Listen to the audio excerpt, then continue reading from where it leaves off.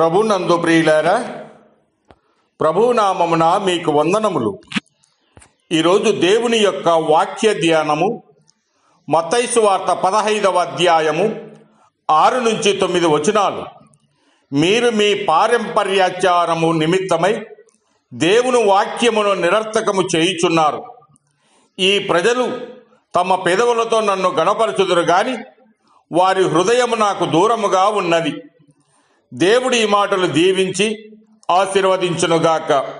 గమనించండి ప్రియులారా, చర్చికి వెళ్ళడము, బైబిల్ చదవడము, ప్రార్థన చేసుకోవడము ఇదే భక్తి అని చాలామంది అపోహపడుతూ ఉంటారు.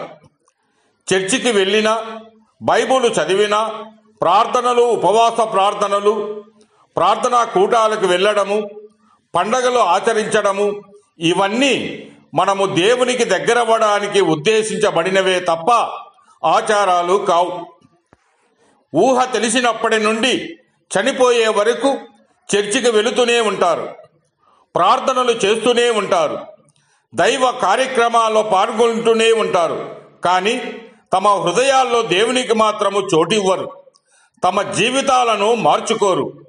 క్రిస్మస్, ఈస్టరు, నూతన సంవత్సర పండగలు ప్రతి సంవత్సరము క్రమము తప్పకుండా ఎలా ఆచరిస్తామో అలానే ప్రతి వారము చర్చికి వెళుతాం. మన హృదయాల్లో దేవుడు లేకుండానే దేవునికి సంబంధించిన ప్రతి కార్యము చేస్తాం. అందుకే దేవుడు మన ప్రార్థనలో అంగీకరించడు. యెషయా గ్రంథములో మనము 1వ అధ్యాయంలో మనము గమనిస్తే దేవుడు ఏమంటున్నాడంటే, నా సన్నిధిన కనబడవలనని మీరు వచ్చుచున్నారే, నా ఆవరణమును త్రొక్కుటకు మిమ్మును రమ్మన్నవాడు ఎవడు?